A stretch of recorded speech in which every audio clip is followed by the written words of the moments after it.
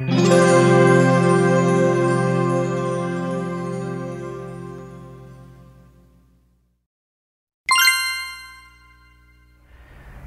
vais vous parler aujourd'hui des droits et obligations du copropriétaire. Dans les droits du copropriétaire, il y a bien sûr le fait de pouvoir jouir de son bien en toute tranquillité. C'est-à-dire que personne ne peut revenir là-dessus, personne ne peut demander à changer la destination d'un bien à partir du moment où il est en copropriété et que sa destination a été déterminée à l'origine. Donc ça, c'est le droit principal du copropriétaire, c'est de pouvoir vivre tranquillement dans son appartement. Bien sûr, pour cela, on retrouve à côté des obligations vis-à-vis des autres. On a bien entendu le respect de la loi, ça c'est primordial, mais il y a aussi le respect d'autrui, le respect de ses voisins, c'est-à-dire qu'on peut jouir effectivement de son appartement, mais sans déranger tout l'immeuble. Donc ça c'est une obligation de respecter la quiétude de l'ensemble, de respecter les parties communes, de ne pas dégrader les ascenseurs, les couloirs, les escaliers, etc. Tout ça bien sûr c'est une obligation et c'est le principe du respect de la vie en communauté.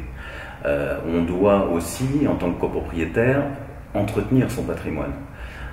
Son appartement bien sûr, mais la propriété en général ne s'arrête pas à la porte de l'appartement. Il y a aussi le reste de la copropriété qui vous appartient en partie et qu'il faut donc entretenir pour garder de la valeur, pour garder de la valeur à son patrimoine.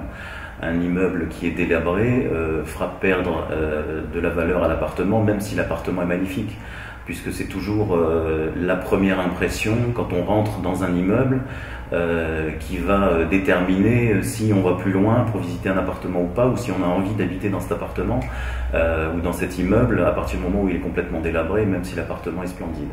Donc c'est très important d'entretenir son patrimoine, et ça c'est un droit, un devoir de toujours maintenir en bon état